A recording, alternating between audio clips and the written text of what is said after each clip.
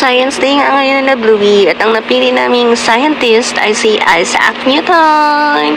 Ayan, ginaya lang po namin yung buhok ni Isaac Newton gamit yung bond paper at saka yung polo shirt ng kuya niya na DIY lang po lahat ng yan. Nilagyan namin ng sticker at ng kung ano-ano pa. Ayan. Say hi, Bluey. Ayan. At andito na nga po tayo sa school. Ang cute-cute nila. Merong little teacher, merong astronaut, meron ding katulad din ni Blue na si Isaac Newton, at marami pang scientist. Ayan. Maya-maya ay pupunta na po sila sa sa ilalim at mag-represent isa't isa.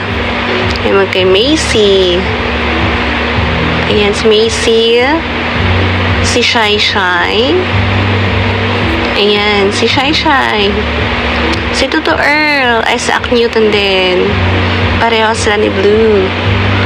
Ayan naman si Finley. Si Didoy. Ayan, gwapong astronaut na si Advic. Ang magandang si Blythe. At ang apakang-gandang si Callie.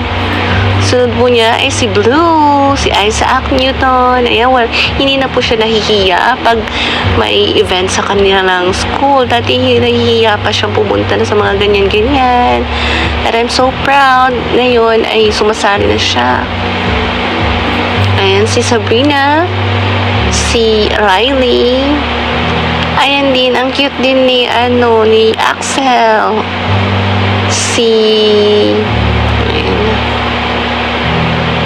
Ayan si Cream.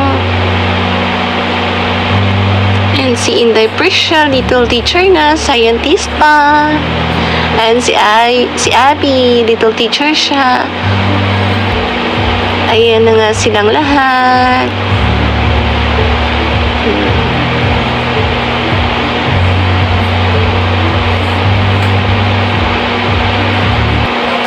Ayan ha, upo na si Bluey at nanalo nga si Bluey ng Elite Scientist Award. Congratulations, Bluey! Ayan, di mo kakalain, DIY lang yan. Pero nakasungkit pa siya ng award. Ayan, congrats, Bluey! Bye-bye!